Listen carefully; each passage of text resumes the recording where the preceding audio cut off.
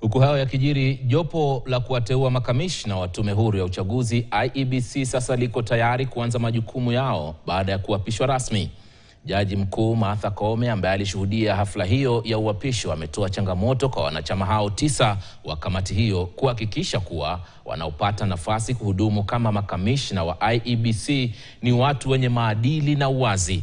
Mwanahabari Jeff Kirui anaarifu zaidi. Mchakato wa kujaza nafasi za makamishna wa tume huru ya uchaguzi IEBC umeng'wananga rasmi baada ya wanachama wa jopo la uteuzi kula kiapo na kufungua ukurasa mpya wa jopo hilo kuanza kupokea maombi ya kazi kutoka kwa wale wanaotaka kuhudumu kama makamishna. Your duty is clear to identify the leaders of unshakable integrity, impartiality and competence. Men and women who will inspire trust in our electoral process and ensure that every Kenyan can participate in free, fair and transparent elections. Jopo hilo la watu 9 ni pamoja na Profesa Adam Solo, Kiome Linda Gaki, James Evans Misati, Nicodemus Kipchirchir Bore, Kokimuli, Caroline Kituku, Tanui Andrew Kipkoech, Dr. Nelson Makanda na Fatuma Saman. I know you will be put under pressure.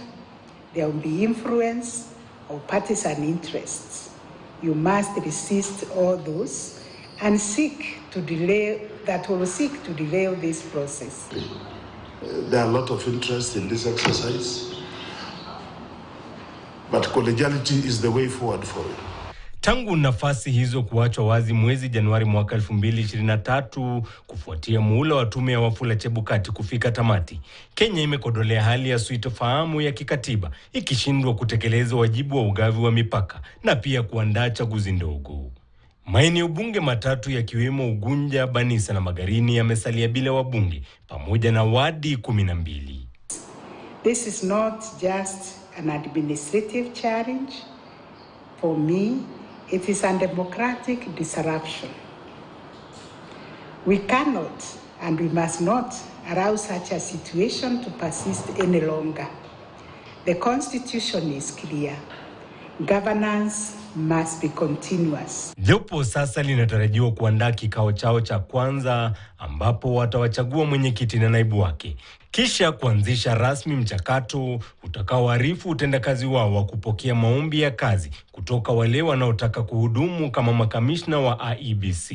Kisheria, tume hiyo ina muda wa siku 90 kukamilisha wajibu wao na kuwasilisha majina kwa rais ya wale watakaotwikwa jukumu la kusimamia uchaguzi mkuu wa mwaka 2027. Jeff Kirui. Rais William Ruto ametoa wito